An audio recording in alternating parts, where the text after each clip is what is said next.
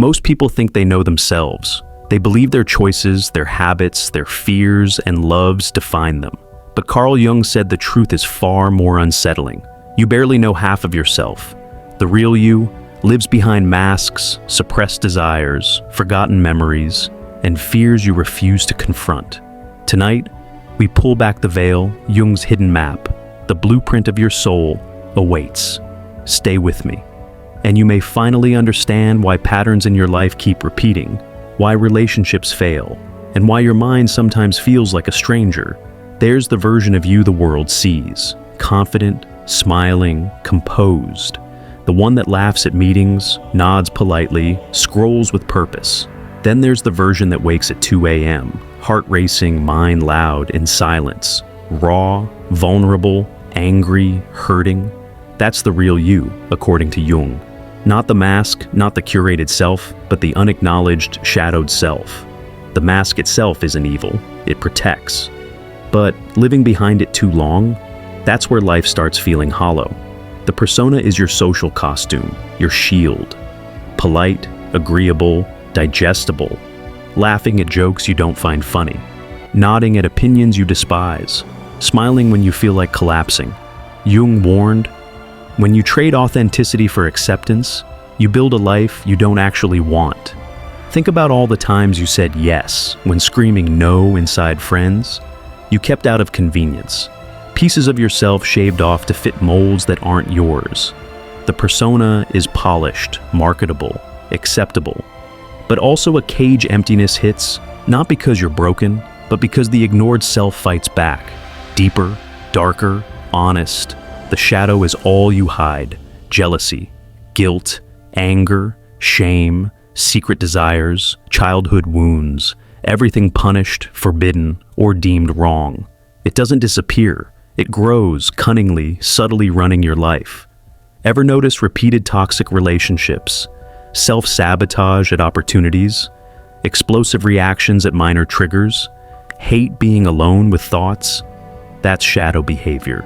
Jung. Until you make the unconscious conscious, it will direct your life, and you will call it fate. You're not cursed or unlucky. You're just trapped in patterns your unconscious has written.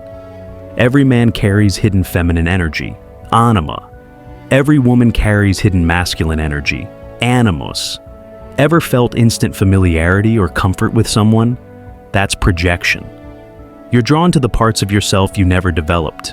Relationships feel magical until the illusion breaks, chaos follows. Toxic love isn't random. It's the unconscious finishing an unfinished story. You attract who you are, or who you're avoiding. Jung said we carry not just personal memories, but collective psychological history. Myths, archetypes, heroes, tricksters, lovers, they echo inside all of us. Ever felt a story hit deep, even though it wasn't personal? Dreams that seem uncannily real? Symbols that speak without teaching? That's the collective unconscious. You're part of an ancient mind. All of Jung's teachings lead here. The journey to wholeness, not perfection, not approval, not what others expect, but completeness. Aligning every fractured part of your psyche into a coherent self. Individuation starts when you remove the persona, shedding the mask. Society applauds. Confront the shadow, the darkness you've ignored or denied. Recognize and integrate your inner masculine or feminine energy. Stop living for validation, for likes, for approval. Sit with your buried wounds instead of running from them. It's not self-improvement, it's self-recovery. Not learning who you want to be, but who you truly are. And when you begin, the world feels simultaneously alien and familiar. Every relationship, every choice, every fear is now magnified as a mirror. The people you attract, the conflicts you endure, the pain you repeat, they all mirror your internal state. Toxic partners, unhealed wounds, career stagnation, shadow avoidance, persistent anger, repressed emotions demanding release. Jung's insight. The world outside is a reflection of your inner world. Once this dawns on you, life stops being random. Chaos has purpose. Conflicts become lessons. Pain becomes navigation.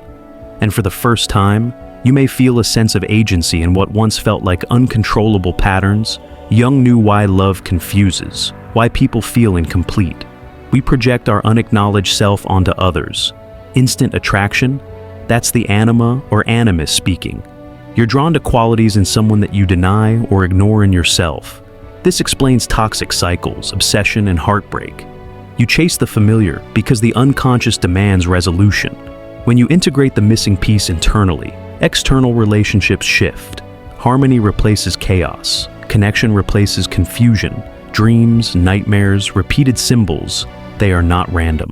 The unconscious communicates through imagery, emotion, and myth. Jung taught that deciphering these patterns is a dialogue with the self. Recurring dreams, shadows speaking, unusual symbols, archetypes guiding growth, nightmares, buried trauma demanding attention. By learning to interpret them, you gain insight not just into yourself, but into universal human patterns. Confronting the shadow, acknowledging projections, integrating inner masculine, feminine energy, this isn't optional. It's liberation. You may feel fear, discomfort, shame, even grief that's expected. The process digs deep, exposing the hidden, repressed, and sometimes painful. But each confrontation brings clarity, control, and a sense of inner authority. Authenticity replaces performance. Calm replaces anxiety. The mind that once felt like a stranger becomes a home. For years, you've hidden, avoided, masked yourself to survive, repeated patterns unconsciously. But Jung reminds us, you are not finished. Every suppressed thought can be acknowledged. Every hidden desire explored. Every wound can be healed. Every shadow integrated. The journey is continuous, sometimes terrifying, sometimes liberating, but each step brings you closer to wholeness. The privilege of a lifetime is to become who you truly are. Not the curated self, not the person the world demands, but you, the complex, dark, beautiful, whole you. Now, the door stands open. The question is, will you walk through it? Will you meet yourself, finally, without masks?